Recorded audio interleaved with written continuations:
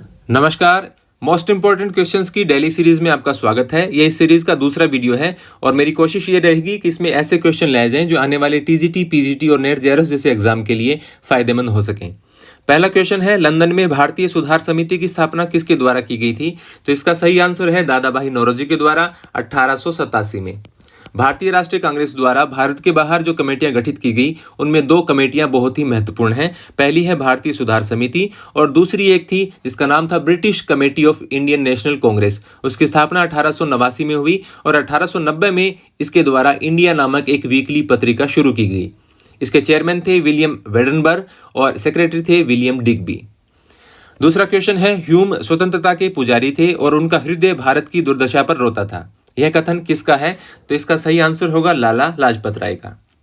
तीसरा है, कांग्रेस के किस अधिवेशन में गवर्नर जनरल द्वारा प्रतिनिधियों को उद्यान भोज यानी गार्डन पार्टी दी गई? तो इसका सही आंसर है 1886 में डफरिन के द्वारा यह पार्टी दी गई थी। शुरुआती दौर में आप सभी जानते हैं अंग्रेजों का कांग्रेस के प्रति रवैया नरम था, लेकिन 1887 से स्थितियां बदल गई थी।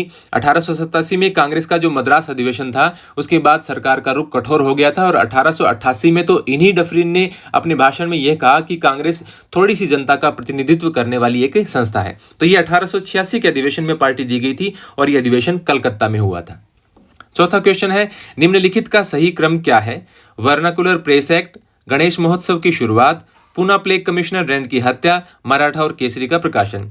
तो वर्नाकुलर प्रेस एक्ट आया 1878 में, गणेश महोत्सव की शुरुआत होती है 1893 में, पूना प्लेग कमिश्नर रैंड की हत्या होती है जून 1897 में और मराठा और केसरी का प्रकाशन शुरू होता है 1881 में। तो आप देखेंगे सबसे पहले वर्नाकुलर प्रेस एक्ट, फिर 1881 यानी मराठा और केसरी का प्रकाशन। तो पहला, चौथा, दूसरा और तीसरा ये इसका सही क्रम होगा। आंसर सही होगा इसका सी। साथ ही मैं ये बता दूं कि पूना प्लेग कमिश्नर रैंड के साथ साथ आयर्स्ट की भी हत्या हुई थी और इनकी हत्या का जिम्मेवारी डाली गई थी चापेकर बंधुओं पर। साथ ही तिलक को भी इस मामले में फंसाने का प्रयास किया गया था और जुलाई 1897 में, जून में इनकी हत्या हुई थी, जुलाई 1897 में तिलक को गिरफ्तार किया गया था। लेकिन इनकी हत्या में तिलक के शामिल होने के सबूत वो नहीं ढूंढ पाए। साथ ही उन्होंने अपने अखबार में हत्याकांड की निंदा भी की थी। उनको गिरफ्तार किया गया था धारा 124A के अंतर्गत और उन पर आरोप लगाया था कि वो लोगों में सरकार के प्रति नफरत फैला रहे हैं। उनका मुकदमा गया स्ट्रेची की अदालत में, स्ट्रेची नामक जज की अदालत में, और जूरी के सदस्यों में 6 यूरोपीय थे और 3 भारतीय थे।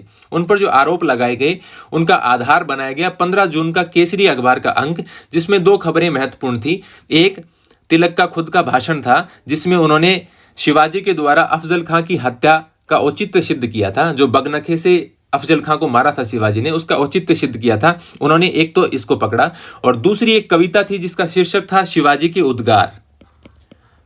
जो कविता छपी थी शिवाजी के उद्गार, ये कविता शिवाजी जयंती के अवसर पर किसी युवक ने गाई थी और वो इस अखबार में छापी गई थी।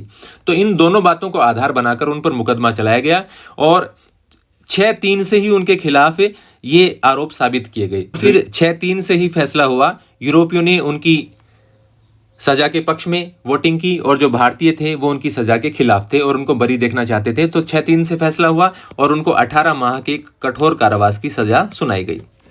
पांचवा क्वेश्चन है, वेलबी आयोग की स्थापना कब की गई थी? तो इसका सही आंसर होगा 1895 में। वेलबी आयोग क्या था? ये जो वेस्टफुल स्पेंडिंग थी उसको इन्वेस्टिगेट करने के लिए एक समिति आयोग बनाया गया था, यानी जो भारतीय व्यय है उसकी समीक्षा हेतु एक आयोग बनाया गया था, वेलबी आयोग। छठा क्वेश्चन है, कांग्रेस श्रमिक वर्ग से दूर है, अराष्ट्रवादी है और पूर्णतया असफल रही है। यह कथन किसका है? तो इसका सही आंसर होगा अरविंद घोष। उनके द्वारा लेखों की एक सीरीज स्टार्ट की गई थी 1893 में और उसका नाम था new lamp for the old.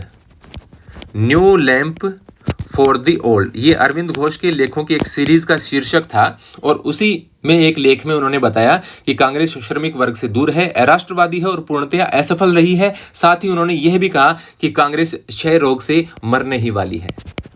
यह कथन भी किसका है? अरविंद घोष का। सातवां क्वेश्चन है, भारत में मेरी 2 पत्नियां हैं और निश्चित रूप से मुझे मुसलमान पत्नी अधिक प्रिय है। वो 2 हिंदू और मुसलमान पत्नियों की बात कर रहे हैं। यह कथन किसका है? तो इसका सही आंसर होगा बैम्फाइल्डे फुलर। ये पूर्वी बंगाल और असम के पहले लेफ्टिनेंट गवर्नर थे। आप सभी जानते हैं 1905 में बंगाल का विभाजन हो गया था और बंगाल के दो हिस्से हो गए, एक तो था पश्चिमी बंगाल, ठीक है, तो उसमें शामिल किया गया था पूर्वी बंगाल और असम को। दो पार्ट जो हुए थे उस समय, दूसरा पार्ट उसका नाम था पूर्वी बंगाल एंड असम। तो ये पूर्वी बंगाल और असम के लेफ्टिनेंट गवर्नर थे बैम्फाइल्डे फुलर, इनका ये कथन था। 8वां क्वेश्चन है, रविंद्रनाथ टैगोर के आह्वान पर बंगाल विभाजन के विरोध के रूप में हिंदू मुस्लिम एकता के लिए राखी दिवस कब मनाया गया? तो जिस दिन विभाजन लागू हुआ उसी दिन ये रक्षाबंधन दिवस या राखी दिवस मनाया गया रविंद्रनाथ टैगोर के आह्वान पर। तो इसका सही आंसर होगा 16 अक्टूबर 1905 और इस दिन को शोक दिवस के रूप में भी मनाया गया था और राखी दिवस के रूप में भी रविंद्रनाथ टैगोर के आह्वान पर मनाया गया था। अगला क्वेश्चन है, स्वदेशी आंदोलन के दौरान बंगाल में जागरूकता फैलाने वाले प्रमुख अखबार संजीवनी के संपादक कौन थे?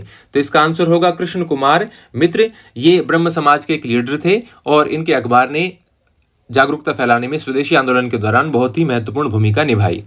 10वां क्वेश्चन है, Indian society of oriental arts की स्थापना किसने की? तो इसका सही आंसर होगा अवनींद्रनाथ टैगोर ने और इसकी स्थापना की गई थी 1907 में।